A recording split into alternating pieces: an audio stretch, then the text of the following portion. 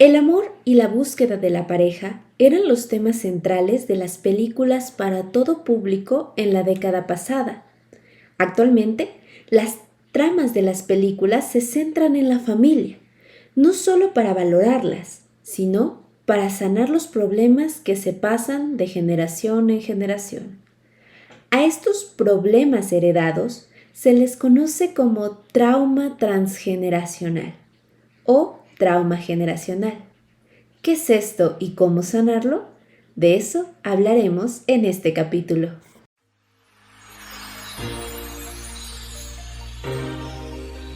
Soy la neuropsicóloga Bárbara y bienvenidos de nuevo a 9 minutos de Neuromente.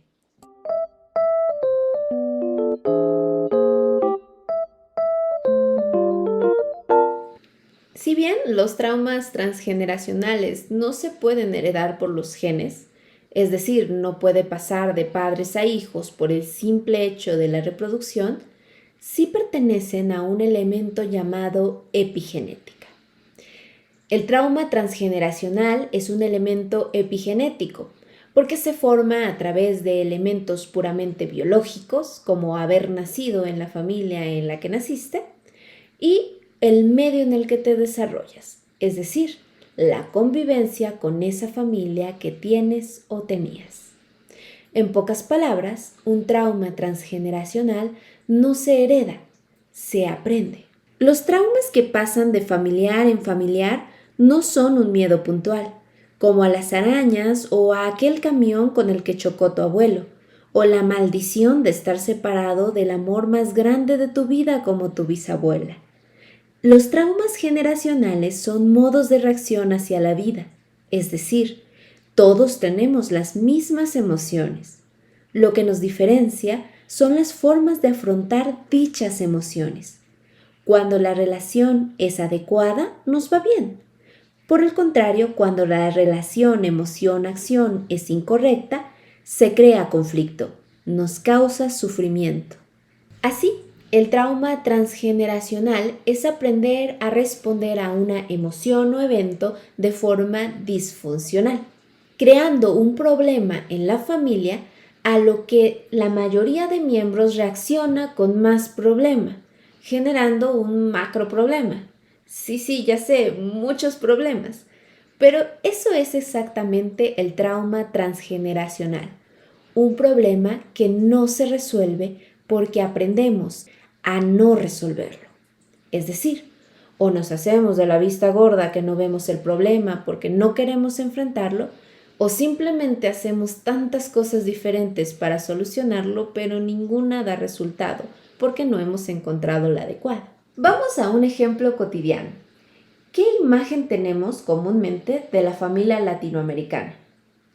Además de las grandes comidas y de la unidad familiar, es cierto que tenemos muy relacionado el hecho de que nos peleamos constantemente, que en las familias latinoamericanas hay varios problemitas diferentes y continuos o un gran problema que se arrastra en la familia desde hace muchas generaciones. Y estos roces familiares los aprendemos a permitir, tolerar o justificar en nombre de la lealtad familiar. Una lealtad malentendida, perpetuando el problema en vez de sanarlo. Crear una reacción diferente al problema suele malinterpretarse por la familia como una deslealtad, encasillando a esa persona en una mala hija, un mal hijo, una mala esposa o un mal nieto, cuando realmente solo es que está respondiendo diferente a lo cotidiano en esa familia.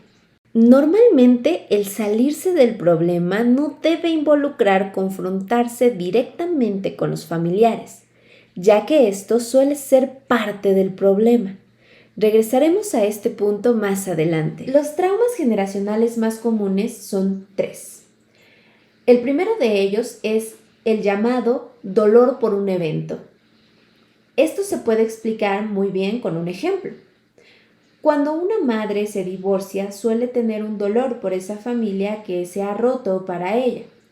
Y generalmente los hijos e hijas de esa familia, donde uno de los padres divorciados carga mucho dolor por el divorcio, ya sea se vuelven ausentes o bien empiezan a buscar sedientamente a la pareja perfecta, amorosa y que jamás los dejará.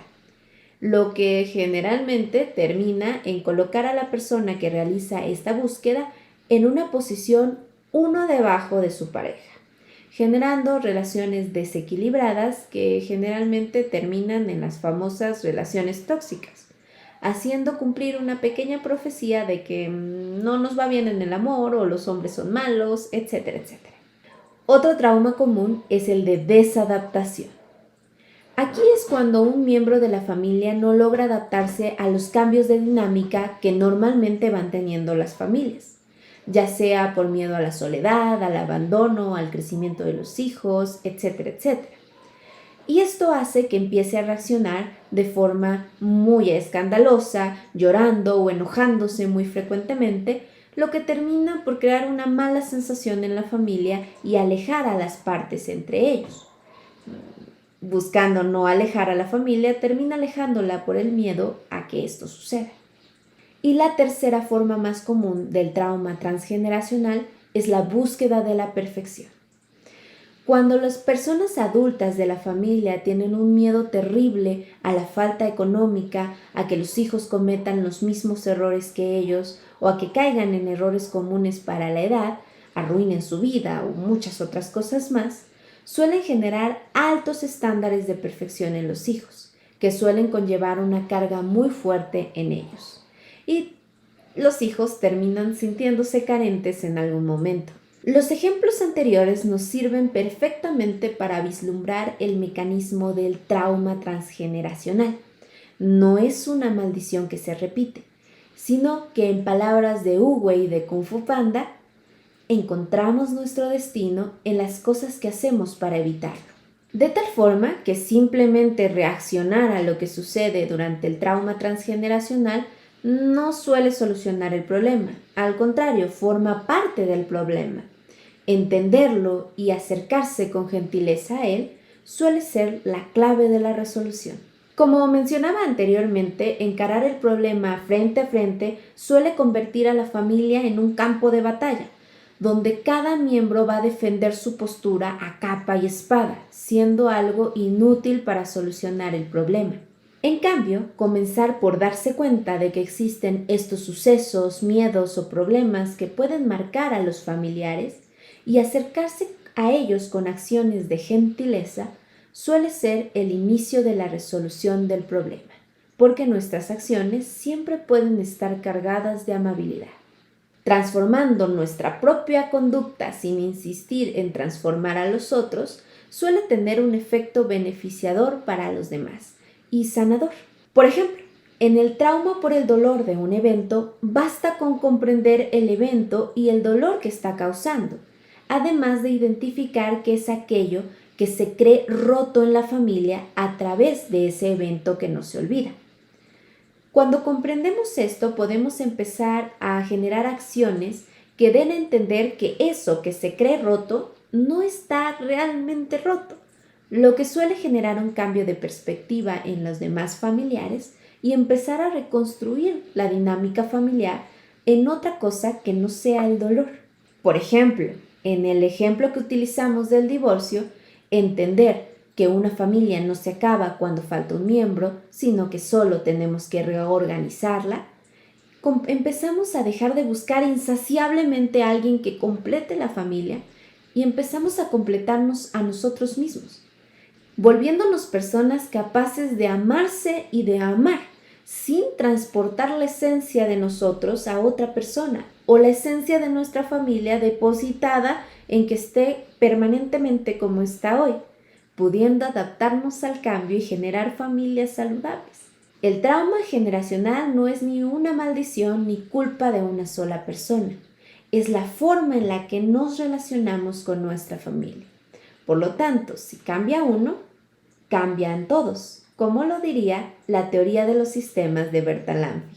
Querer solucionar el conflicto con más conflicto es una idea absurda, desde su estructura lingüística. Querer hacer que otro piense como nosotros es una tarea ardua que muchas veces termina en tiranía, porque todos sentimos lo mismo, pero de distintas formas y ante distintas historias. El trauma generacional es el conjunto de reacciones disfuncionales ante situaciones de la vida. Estas últimas no se pueden cambiar, pero nuestras acciones siempre pueden estar cargadas de entendimiento y amabilidad. No es necesario insistir en sanar a otros, pues nuestra propia sanación los puede cambiar, o en el mejor de los casos, sanar también. Estamos todos conectados a través de las comunicaciones verbales y del actuar que ejercemos día con día. ¿Cómo no íbamos a estar conectados con nuestra propia familia? La verdadera lealtad a la familia es ver por el bien de ellos y ser cada día mejor para que esa sangre lleve cada vez más probabilidades de dar a luz a personas más felices y más en paz. Esperamos que hayas aprendido algo que te ayude. De parte del equipo de 9 minutos de Neuromente, gracias. Todas las fuentes consultadas para este episodio se encuentran en la descripción del video. Síguenos en nuestras redes sociales.